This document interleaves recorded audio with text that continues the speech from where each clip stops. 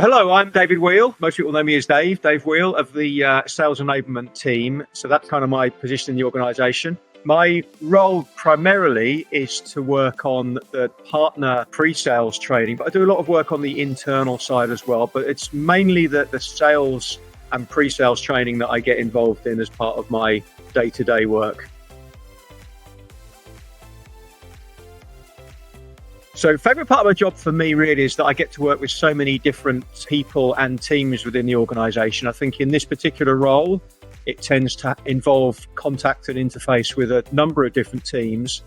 And I really like that because you get a lot of perspective on what different people's requirements and needs and ambitions are. So that for me is probably the number one thing, because it keeps things interesting, keeps them exciting, and enables you to work and engage with a lot of different people across the whole organization.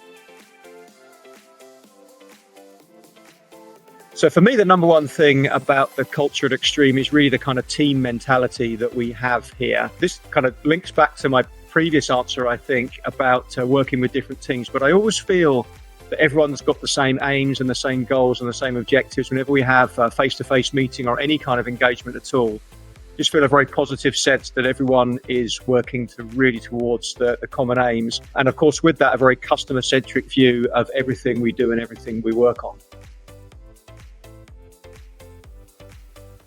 So advice, and in fact, this is something that I'm going to pass on because this was given to me some while ago, but the best advice I think I can give is to specialize in something. For me, if you look around you at people that you work with, I tend to find the people that generate the most kudos and have the most perceived value tend to be people that have specialized in something. I always think if you specialize in a particular area, be that a vertical or a technology or a particular activity, that you can tend to generate more kind of strength and more kudos in your position. So I think specializing would be the number one thing that I would recommend to someone maybe coming into the organization or coming into this industry as a new career.